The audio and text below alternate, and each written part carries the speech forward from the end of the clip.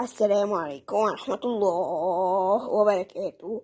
احنا هنتكلم عن نهائي الحلم، نهائي الشامبيونز ليج ما بين مانشستر سيتي وانتر ميلان النهارده الساعة 10. والمدرسة الإيطالية، هل تتوقع المدرسة الإنجليزية و... آه، والمدرسة الإيطالية بتدافع، وهيبقى ماتش جامد. ده هيبقى خارج توقعات مانشستر سيتي هيقعد يهاجم وبيدافع ويهجم على الهجمات المرتدة انتر ميلان والحلم هيبقى جامد قوي. بكل تأكيد هيبقى خارج التوقعات. مانشستر سيتي ممكن يفوز بصعوبة ضربات الجزاء كده، ويعني بصعوبة يعني هيفوز لو فاز يعني. وممكن الحظ يعانده زي النهائيات لما كان بيقدم أداء كويس في الآخر بيكره. هل بقى الفرق الإيطالية أما خرجت من أوروبا ليج من أشبيلية وروما، الفرق الإيطالية أما خسرت وأما إيه، أما خرجت من فيورنتينا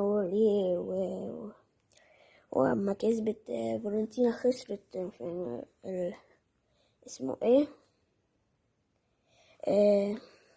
مع ويست هام، خسرت دوري المؤتمرات. هل ولا انتر ميلان هيخلي عادي ويفوز يعني، وما يخلوش الإيطالية يخسر بكل البطولات؟ وهو أول مرة أصلا الإيطالية تكون موجودة في النهائي وجامدين يعني، بس بيخسروا ومش عارفين هيحصل ايه. اتوقع المدرسة الإيطالية اللي بتدافع وهجمته مرتدة الأفضل أصلا من ريال مدريد. وهالاند ده هداف البطولة وخلاص، وهداف البطولة ده هالاند. ويعني هالاند ده هداف البطولة. مانشستر سيتي هل الحظ عانته في ماتش تشيلسي وخسر 1-0؟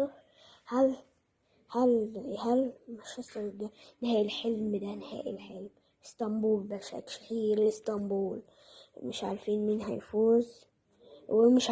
هيفوز يعني، بس مانشستر سيتي ممكن يفوز بصعوبة بضربات الجزاء في تايم كده. مش عارفين هيحصل ايه ومش عارفين. وشكرا جزيلا، شكرا. الماتش هيبقى الساعة 10، تقعد بقى تشرب النسكافيه بقى وتقعد ماتش بالليل أوي بقى.